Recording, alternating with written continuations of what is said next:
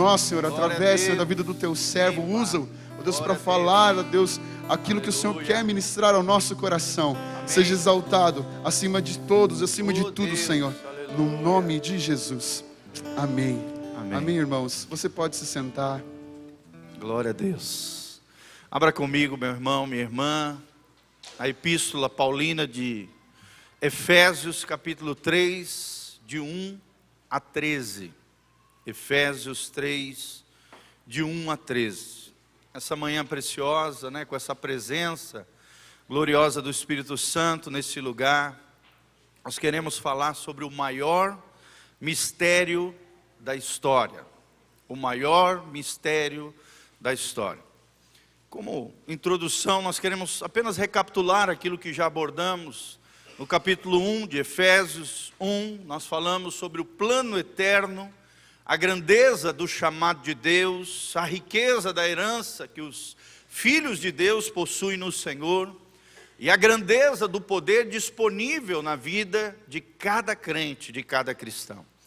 No segundo capítulo de Efésios, abordamos, o pastor Anderson falou sobre a perdição humana, falou da condenação por causa do nosso pecado, da escravidão que os homens sem Deus sofrem por causa da carne, do mundo e do diabo, Satanás, o inimigo das nossas almas.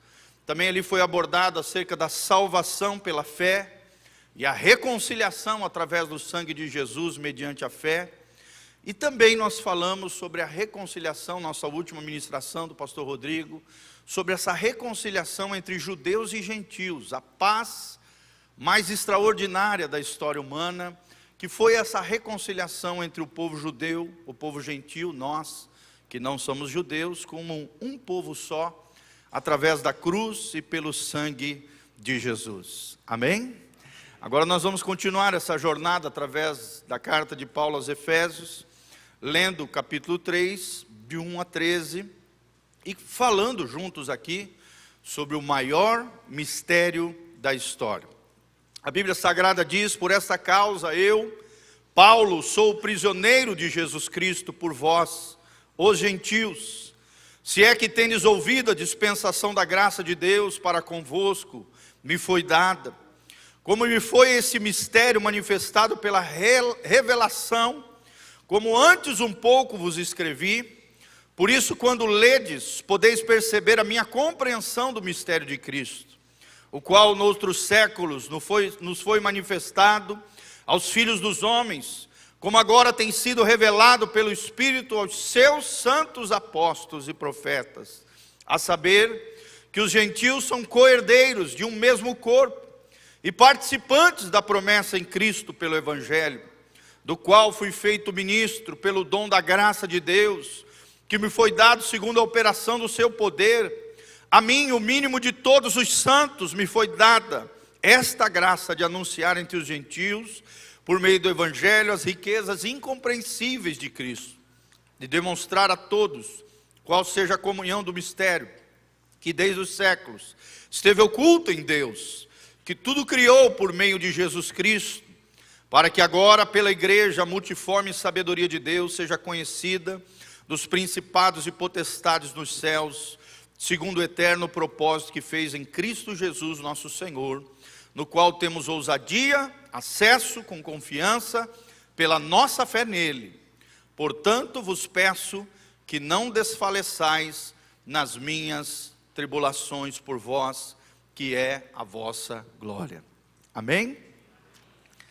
Glória a Deus, que texto extraordinário, Esse texto, querido, ele nos fala de dois privilégios que Deus deu ao apóstolo Paulo, e que também Deus dá a cada um de nós. Nós vamos compreendê-lo um pouquinho mais, à luz da palavra de Deus. Nós precisamos entender que Paulo aqui está relatando aquilo que ele está vivendo, aquilo que ele está passando, Como diz o reverendo Martin Lloyd-Jones, ele diz que Paulo foi preso por quê? Porque ele pregava o Evangelho, a verdade do Evangelho, para os gentios, como também para os judeus. Mas foi por causa do Evangelho para os gentios que o apóstolo Paulo foi preso, e aqui estava preso, e relata ali a sua prisão, e consola a igreja em Éfeso acerca disso. A palavra de Deus nos revela que Paulo sempre via a vida pela perspectiva soberana de Deus. Imagina você e eu numa cárcere, presos injustamente, por fazer algo bom, que era pregar o evangelho da salvação. Imagina você nessa situação. Paulo estava ali com o coração em júbilo, em alegria, em gozo diante do Senhor, e tinha capacidade em Deus de não apenas ser consolado por Deus, mas escrever cartas preciosas que hoje nós temos na nossa mão, consolando os irmãos nas diversas igrejas por onde ele passou. Paulo também se considerava prisioneiro por amor aos gentios.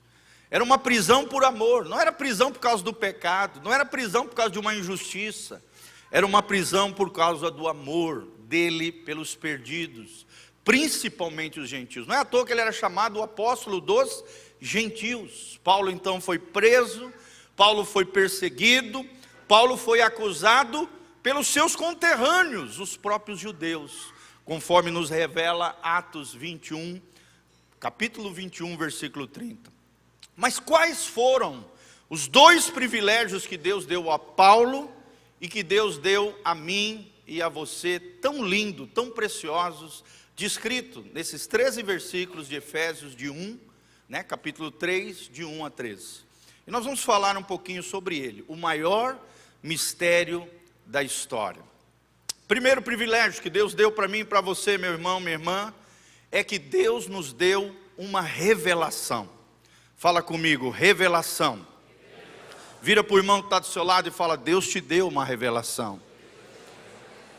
Deus te deu uma revelação, e da mesma maneira que Deus revelou sua obra vicária na cruz, a pessoa bendita de Jesus no caminho de Damasco, no caso aqui do apóstolo Paulo, Deus deu uma revelação através da sua palavra, através daquilo que nós ouvimos pelo evangelho. Deus deu uma revelação ao apóstolo Paulo, e Deus deu uma revelação para mim e para você. É o que a Bíblia chama do mistério revelado. A palavra mistério no grego vem mysterion, é o nome da palavra, significa um segredo que já foi revelado. E esse segredo já foi revelado para mim e para você. Que segredo é esse? São os mistérios de Jesus, os mistérios cristãos, queridos, são verdades reveladas por Deus. Tudo aquilo que nós temos em Cristo, principalmente quando nós lemos Efésios, nós vemos as riquezas insondáveis de Deus, tudo aquilo que Deus nos deu como filhos de Deus. John Stott já dizia, no cristianismo não existem mistérios esotéricos, mistérios ocultos, mistérios místicos e mágicos, não. Os mistérios de Deus são verdades reveladas por Deus através da sua palavra. Amém? Quem tem revelação de Deus na sua mão através da Bíblia? Fala comigo, eu tenho uma revelação especial de Deus para o meu coração. E essa revelação que nós pregamos, era essa revelação que movia o apóstolo Paulo. São verdades que os homens comuns daquela era não entendiam. E os homens da nossa era, na sua grande maioria, ainda não entenderam. Esse mistério que até outrora estava oculto, e agora Deus revela aos homens através da pessoa de Jesus e do início da igreja primitiva. Não é apenas, querido, esse mistério não é apenas como era na idade das trevas, na história recente humana, algumas centenas de anos atrás, que apenas tinha conhecimento de Deus uma elite espiritual, geralmente a aristocracia, a nobreza e o clero tinha acesso a isso. Mas hoje, graças a Deus, pelo mover do Espírito Santo, todos podem ter acesso a esse mistério que outrora estava oculto, mas agora está revelado por Deus para mim e para você. Jesus morreu na cruz por todo homem, e todo aquele que se arrepende tem vida eterna em Cristo Jesus, o nosso Senhor. Então, Cristo é a fonte e a substância desse mistério. Cristo é a essência desse mistério de Deus. A Bíblia revela aqui que os gentios, eu e você, que não viemos de linhagem judaica, somos co-herdeiros. Ou seja, a mesma herança que Jesus tem, eu e você temos nele. Amém? Você é rico, você é abastado, você é próspero. Tudo aquilo que Jesus conquistou é direito nosso, é nossa herança. Nós cantamos isso, tudo aquilo que né, que Jesus conquistou para nós, é direito nosso, é nossa herança, todas as bênçãos de Deus para nós. Será que a gente vive nessa realidade? Será que a gente entende essa realidade? Será que a gente compreende essa realidade, querido? Esse é o mistério que estava oculto. Os gentios, eu e você, somos co-herdeiros com Cristo. Somos participantes agora do corpo de Cristo, ou seja, da igreja do Senhor Jesus. Desfrutamos das mesmas promessas que só os judeus antigamente, no Antigo Testamento, desfrutavam. Agora eu e você temos direito às promessas de Deus mediante a fé que nós colocamos em Jesus de Nazaré. Você tem promessa de Deus para a sua vida, irmão. Quando você estiver triste, lembre-se disso. Você nasceu de novo e nasceu para tomar posse das promessas de Deus na sua vida. Você faz parte dos filhos da promessa. Você é co-herdeiro com Cristo. Misterion, mistério, nessa palavra grega significa diz respeito a Cristo. A Cristo unido num único povo. Que povo é esse? Os judeus que creram em Deus e agora os gentios e também os judeus que acreditam em Jesus. Num só povo, numa só etnia, numa só comunidade. Essa dupla união, o grande mistério de Deus, essa união com Cristo. Não é à toa que a Bíblia diz que nós somos o corpo de Cristo e Jesus é o cabeça do corpo. Amém? Às vezes parece que a gente esquece que nós estamos conectados a Cristo, que Cristo está sobre nós, para nos abençoar, para nos dar autoridade, para nos dar poder, para nos dar graça no momento de fraqueza e dificuldade. É essa união que a Bíblia fala, que é o mistério de Cristo. Nós estamos com Cristo, nós estamos uns com os outros, entre eles, né? Como o Ricardinho, somos nós, os filhos de Deus, aqueles que são lavados pelo sangue de Jesus. Então o Messias recebeu sim as nações como herança, os gentios como herança, os judeus como herança, o povo de Deus, a Bíblia fala, deve ser luz para as nações. Não é à toa que a Bíblia diz em Mateus 28, a partir do versículo 18, 19, assim vai: ide por todo mundo, pregai o evangelho a todas as nações. Deus não quer apenas abençoar as nações, mas Deus quer levantar eu e você como uma bênção para as nações. Amém? Às vezes a gente só fica no nosso mundinho aqui, o Moarama, Louva-te, né? Xambrê. Irmão, Deus pensa muito, anos de férias, lá longe, de repente Deus colocava uma pessoa ali, e eu começava a pregar o evangelho. Quando eu vi, Deus já estava me usando para abençoar uma família inteira. Me lembro, eu estava de férias uma vez lá no México, de repente eu estava adorando lá no meio de uma pousada, lá eu e o Alisson, nós tocando lá violão, cantando, de repente veio uma família, falou: vocês são crentes? Somos. Vocês são de Jesus? Somos. E ali nós começamos ali a ter comunhão, edificação. Deus me usou na vida daquele pai, estava o pai e o filho, daí ministrei na vida do filho, daí depois chegou os outros parentes que vieram dos Estados Unidos, foi a família toda, querida, abençoada por Deus. Porque em ti serão benditas todas as famílias da terra. Por onde você for, Deus te chamou para ser uma bênção, para ser luz para as nações junto com Jesus. Não é que nós somos luz, nós brilhamos a luz de Cristo. Não é que a glória é nossa, não, é a glória de Jesus em nós. O povo de Deus deve ser luz para as nações. A nação judaica também, querido, nós vemos aqui através desse relato, né, principalmente dos versículos anteriores, aqui nós lemos, naquela ministração que o pastor Rodrigo deu, a nação judaica foi substituída por uma nova comunidade, a comunidade da fé, a comunidade de Deus, a comunidade dos cristãos, e é uma comunidade interracial. Não tem esse negócio de negros, brancos, índios, pardos, né, orientais, não. Nós temos todas as etnias englobadas num só povo. É uma comunidade interracial, é a igreja de Jesus, onde nós não podemos segregar ninguém, separar ninguém, nem ninguém achar que é melhor do que ninguém. Não, todos nós somos pecadores, salvos pela graça de Deus e purificados pelo sangue de Jesus de Nazaré. Ali está a igreja. Ali está o corpo de Cristo, ali está a igualdade entre os irmãos. igualdade é o que a Bíblia revela aqui nesse texto. E essa luz, irmãos, vai brilhar totalmente através da sua e da minha vida em Cristo Jesus, o nosso Senhor. Amém? A revelação já foi dada. A revelação está brilhando com fulgor como nunca antes na história da humanidade, através do povo de Deus, através da igreja de Jesus. Uma revelação é o primeiro privilégio que Deus deu ao apóstolo Paulo, mas que também Deus deu a mim e a você. Qual é o segundo privilégio que Deus deu para mim e para você e também para o apóstolo Paulo? Uma comissão. Fala comigo, comissão. Nós temos um chamado de Deus, nós temos uma vocação. Esse é o segundo significado desse mistério.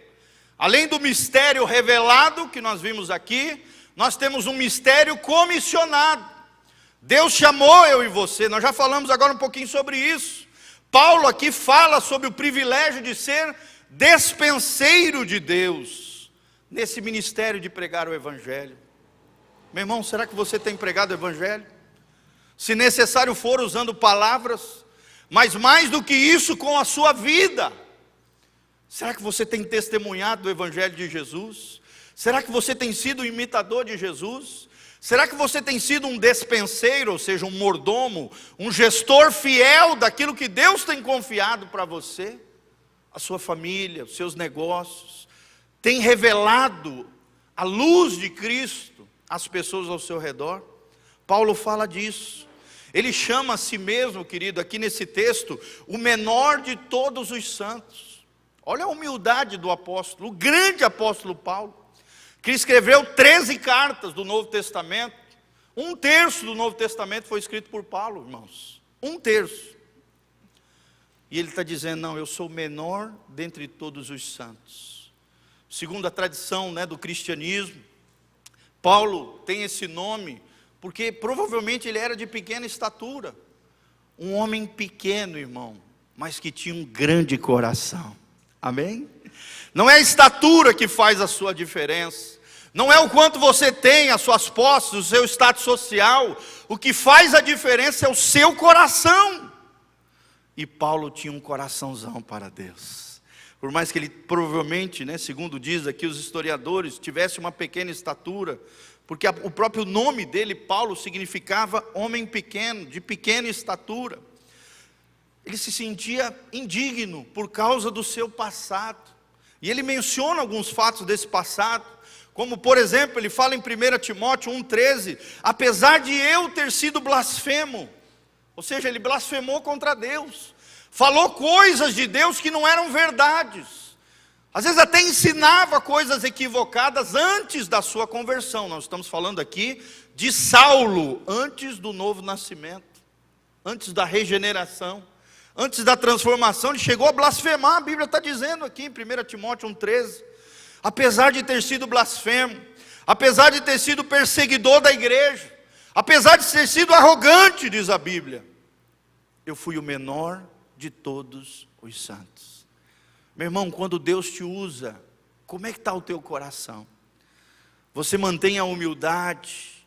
Você entende que tudo aquilo que Deus te usa, tudo aquilo que você faz, tudo aquilo que você conquistou nessa vida, todo o empenho, toda a prosperidade que você tem é fruto da graça, da unção e do amor de Deus por você?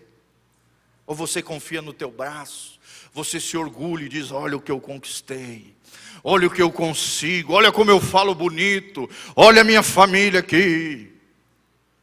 Ou você entende que você está de pé porque a graça de Deus sustenta você de pé. Não é à toa que a Bíblia diz, aquilo que está de pé, cuidado para que não caia. Se estamos de pé, irmãos, é porque a graça de Deus está nos sustentando. Quantos aqui são sustentados pela graça de Deus? Lembra, não é porque você é bom, não é porque você é bonito, não é porque você é rico, não é porque você tem talento e dom que você conquistou ou ganhou ou tem tal coisa. Não, irmão, é porque a graça de Deus tem te abençoado.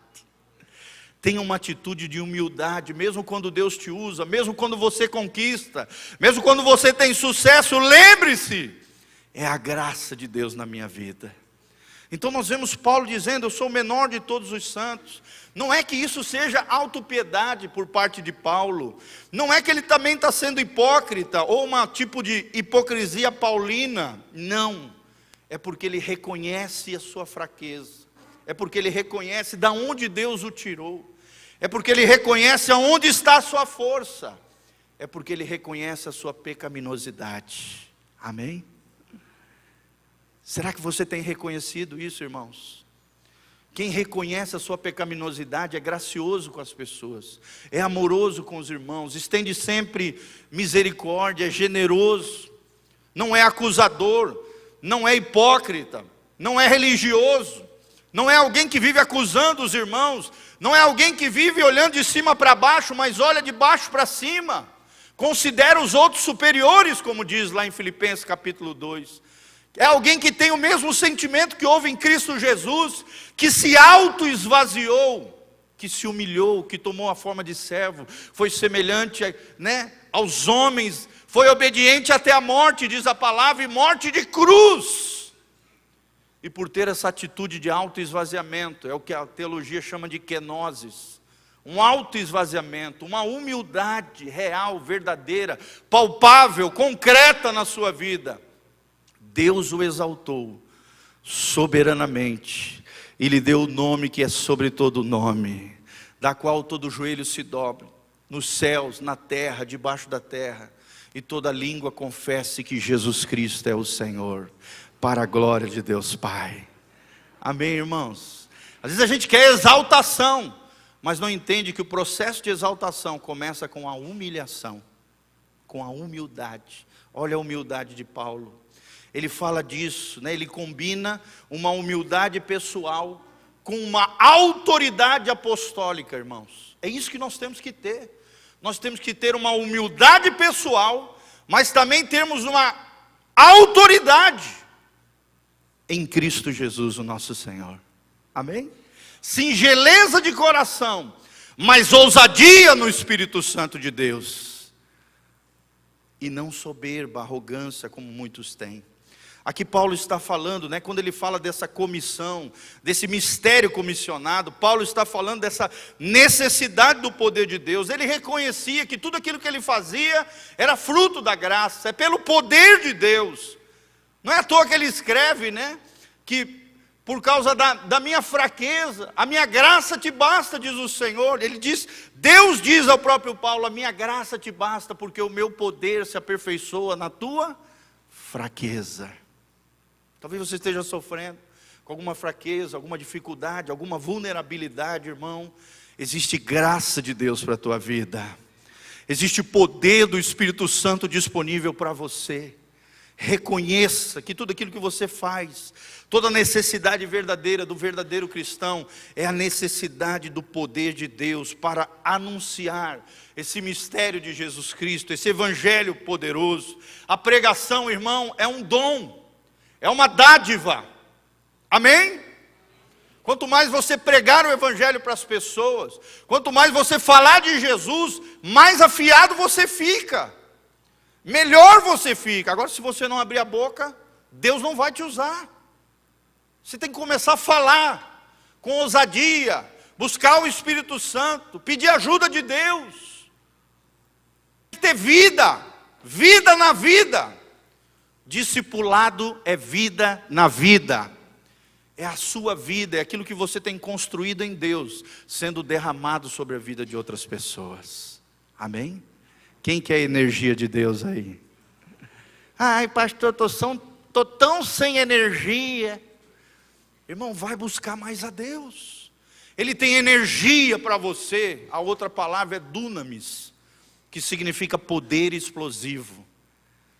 Poder do Espírito Santo é explosivo. Ele infecta as pessoas, ele exala através da tua vida. Esse dunamis de Deus fala também, como também é energia.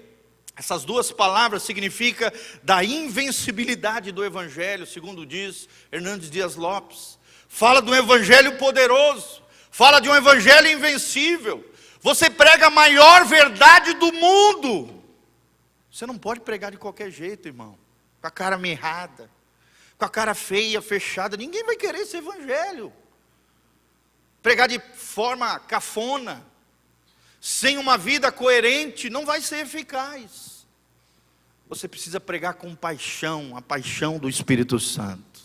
Você precisa pregar com energia, mas também com dunamis de Deus. A pregação explosiva, a pregação enérgica, cheia do fulgor, da glória e da graça do Espírito Santo. A pregação de Paulo se divide em 3 etapas, irmãos. Esse ministério, essa comissão. Primeiro, ele pregava aos gentios, diz a Bíblia aqui. Pregava aos gentios as insondáveis riquezas de Cristo. Que riquezas são essas, meus irmãos? Primeiro, as boas novas do Evangelho. Segundo, a ressurreição da morte, do pecado. Terceiro, ele pregava sobre a libertação da escravidão da carne, do mundo e do diabo. Jesus nos libertou. Amém? A Bíblia diz: e conhecereis a verdade, e a verdade vos libertará.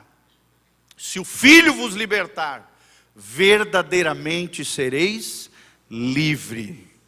Quarto, ele fala sobre a entronização de Cristo nas regiões celestiais. Acabei de falar, Filipenses capítulo 2. Ele também falava da reconciliação com Deus. O homem era inimigo de Deus, mas a partir de agora, através das boas novas do Evangelho, eu e você, pelo Espírito Santo, cheios da graça e da glória de Deus, podemos ser amigos de Deus. Que coisa tremenda, irmãos. Nós que éramos inimigos, nós que estávamos indo para o inferno, nós que íamos para o lago que arde com fogo e enxofre, através de Jesus, mediante a nossa fé, que também foi colocada por Deus, nós somos resgatados e reconciliados com Deus. De inimigos de Deus, nos tornamos amigos de Deus. Vira para o irmão que está do seu lado e fala: você é amigo de Deus? Meu irmão, será que nós temos sido amigos de Deus? Será que Deus tem sido nosso amigo? Paulo fala sobre isso, essa reconciliação. Paulo fala do fim da hostilidade. A hostilidade entre os homens e Deus, da hostilidade entre os homens e os homens. Foi o que o pastor Rodrigo pregou, essa paz com Deus. Quando estamos em paz com Deus, estamos em paz com as pessoas. Estamos em paz conosco, com a gente mesmo. Também fala desse ingresso na família de Deus. Tudo isso, irmãos, são as riquezas insondáveis em Cristo. A nossa herança gloriosa em Cristo Jesus, nessa vida. E também no porvir, o dia que nós subiremos com Ele em glória. Quando nós receberemos dele novos céus e nova terra. Quando nós entraremos nos portais celestiais e ouviremos da voz do Senhor Jesus dizendo: vinde, amados meus, entrai no gozo do Senhor. Meu Jesus, imagina que glória esse dia, irmão, você entrando nos portais eternos, e Jesus na porta dizendo: vinde benditos do meu Pai. Vinde benditos do meu Pai, ao gozo, a alegria perpétua, a felicidade plena que eu vos tenho preparado. Não é à toa que Jesus disse: não se turbe o vosso coração. Na casa de meu Pai há muitas moradas. Amém?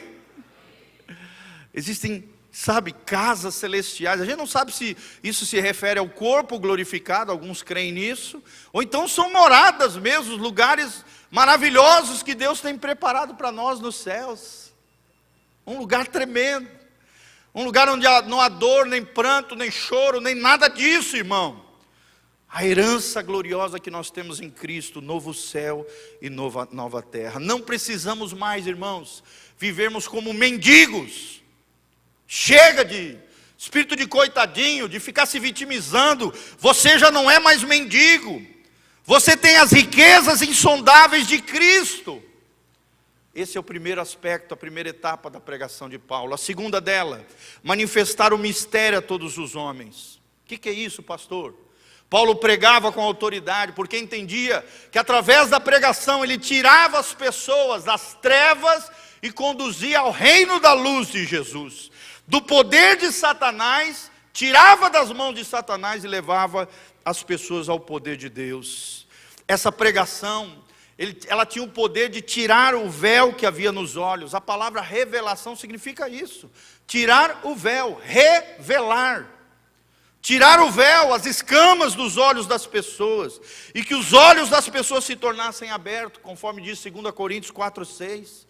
Isso fala também de uma nova criação, um novo povo, uma nova geração de pessoas, Deus unindo todas as coisas em Cristo Jesus, o nosso Senhor. Amém? Quem quer estar unido em Cristo aqui, levanta a mão. Glória a Deus, Ele é o cabeça, nós somos o corpo. Fica pertinho de Jesus, irmão. Não vá para longe dele. A terceira etapa da pregação de Paulo, salvação da humanidade. Irmãos, isso é tão num só tapete. O tapete glorioso que é a igreja do Senhor Jesus. É Deus nos trançando uns aos outros em comunhão, em graça, nos unindo, onde a ligadura que nos une é o amor de Deus que excede todo entendimento. Como pequenas linhas. Quem já viu aqueles tapetes persas lindos, né? São caríssimos. São linhas coloridas que vão se emaranhando. Irmãos, essa é a sabedoria de Deus. Pessoas diferentes, de diferentes etnias, de diferentes cores, de diferentes backgrounds familiares, contextos familiares diferentes, pensamentos diferentes, todos unidos num só coração, num só propósito, na igreja do Senhor Jesus. Como se fosse um tapete todo colorido, lindo, persa, onde a glória de Deus é revelada até para os anjos. Amém? Quem faz parte desse tapete glorioso que é a igreja? É assim, é esse o significado original da palavra, dessa multiforme sabedoria de Deus, ou seja, muitas formas da sabedoria de Deus. Por isso que você é diferente do irmão do seu lado, por isso que há diferentes dons, por isso que há diferentes ministérios, por isso que há diferentes mentes, por isso que há diferentes cores, todos diferentes, mas num só propósito. A igreja como uma linda tapeçaria de Deus, de várias cores. Aqui fala de diversidade, aqui fala de harmonia, de Deus trabalhando tudo em todos. Você pode dar um glória a Deus, querido? É como se fosse um grande teatro, diz o reverendo Hernandes Dias Lopes. Como se fosse um grande drama divino, onde a história é o teatro, onde o mundo é o palco, onde a igreja são os atores, vocês são os atores, amém? Olha cada ator lindo aqui de Jesus, ator e atriz, né? Atora não, atriz. Olha que coisa linda, gente. Nós somos os atores desse drama celestial, desse grande drama divino. E, irmãos, é Deus quem escreve a peça desse teatro. É Deus quem escreve a peça, é Ele quem dirige todas as coisas, é Ele quem produz essa obra linda. E ato após ato, a história vai se desdobrando. Os anjos estão no auditório e são os espectadores do drama da salvação. Amém, queridos? Quem faz parte desse teatro chamado Igreja de Jesus? Quem faz parte dessa obra linda que Deus escreveu, dirigiu e produziu? Aleluia! Através da morte de Jesus na cruz do Calvário e da ressurreição do seu Filho amado. Irmãos, os anjos, eles olham fascinados ao ver judeus e gentios, povo de Deus da antiga aliança e povo da nova aliança. Nessa vida, nas dificuldades, nas batalhas travadas diariamente no nosso coração, a Bíblia diz no final desse versículo, Romanos 8:17, também com Ele seremos glorificados. Esse drama celestial vai ter um fim. E o fim desse drama, dessa peça extraordinária que Deus está dirigindo, irmão, será glorioso nos novos céus, na nova terra. Nós precisamos compreender, nós temos confiança ao trono da sua graça. Amém? Coloca a mão na sua cabecinha e fala assim: Senhor, eu profetizo sobre a minha vida ousadia, desejo de acesso e confiança no Senhor. Meu irmão, não tem porque você se sentir para baixo, não tem porque você se sentir pequeno, como Paulo era de pequena estatura. Você é grande no Senhor, amém? Não por causa de você, mas por causa daquele grande que está dentro de você. o Espírito Santo, a energia, a dunamis de Deus, que mora dentro de nós, não é o vaso, mas é o tesouro que foi colocado dentro de vasos de barro, que nos torna grandes para esse grande Deus que nós servimos. Por isso nós temos ousadia. O que é ousadia? Ausência de barreira, ausência de medo, vivermos sem timidez, vivermos, não de maneira vergonhosa, mas honrosa diante de Deus, e nos aproximarmos de Deus com segurança. O que é acesso? Acesso é judeus mais gentios tendo acesso ao coração de Deus, ao coração do Pai. E o que é confiança, irmãos? É a certeza em Cristo da aprovação divina. Não porque eu e você somos bonitinhos, não porque eu e você viemos na Betel, não porque eu e você temos sacrifícios religiosos, mas por causa dos méritos de Jesus. Amém? Por causa daquilo que Jesus conquistou na cruz do Calvário, a nossa fé imputa, coloca sobre nós toda a justiça de Cristo. Isso nos dá confiança, ou seja, a certeza da aprovação divina. Nós somos justificados mediante a fé em Cristo Jesus, o nosso Senhor. Amém, irmãos? Quem vai fazer parte desse grande drama divino aqui? Levanta a mão. Aleluia! Então, irmão, trate com carinho as pessoas da sua vida. Não desrespeite ninguém. Não se sinta melhor do que alguém. Também não se sinta mendigo espiritual. Grandes são as riquezas que você tem em Cristo Jesus. Levante-se nele, tenha acesso ao coração do Pai, entre com ousadia, pregue com ousadia, fale com confiança dessas boas novas extraordinárias que nós temos em Cristo Jesus, o nosso Senhor. E se levante agora comigo com fé, coloque a mão no seu coração, coloque-se de pé, vamos orar diante do nosso Deus. Dê a mão para essa pessoa maravilhosa, essa cordinha colorida aí que está do seu lado. Vamos fechar esses tapetes aqui, esses corredores aqui, essa tapeçaria divina do Senhor. Olha que coisa linda, família de Deus. E logo depois da nossa oração, irmão, você vai dar um abraço no seu irmão e vai dizer: irmãos, nós temos revelação e nós temos uma comissão: pregar o Evangelho de Jesus. Amém? Feche seus olhos, comece a orar diante de Deus. Pai, nós estamos aqui na Tua presença gloriosa, porque Te amamos, porque o Senhor é tudo para nós, ó Deus. Obrigado pela Tua graça bendita, obrigado pelo poder do Teu Evangelho confiado a nós. Senhor, dá-nos ousadia na pregação do Evangelho.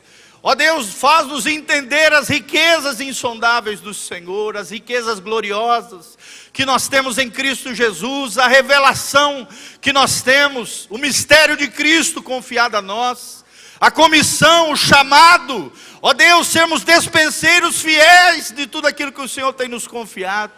Levanta nesse lugar uma igreja gloriosa, uma igreja cheia do fulgor, da glória de Deus, uma igreja cheia do Espírito Santo, uma igreja que pregue a verdade em amor, uma igreja que respeite uns aos outros, que trate o outro com dignidade, que ame o outro como Cristo nos amou, Senhor.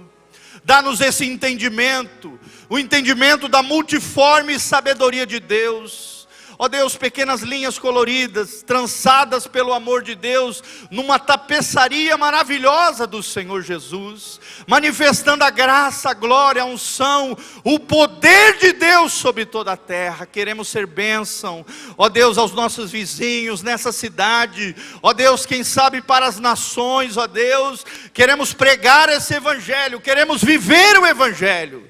Queremos ser uma bênção nas Tuas mãos, é o que nós Te pedimos de todo o coração nessa manhã, para o louvor e glória do Teu nome. Levanta as mãos comigo para o alto, que o Senhor te abençoe desde Sião, que o Senhor faça resplandecer o Seu rosto sobre ti e te encha de paz, que o Senhor perdoe os teus pecados e os meus e nos lave com o sangue precioso de Jesus. Que o Senhor te dê uma semana abençoada de vitória, de glória, de graça, de muita unção e poder.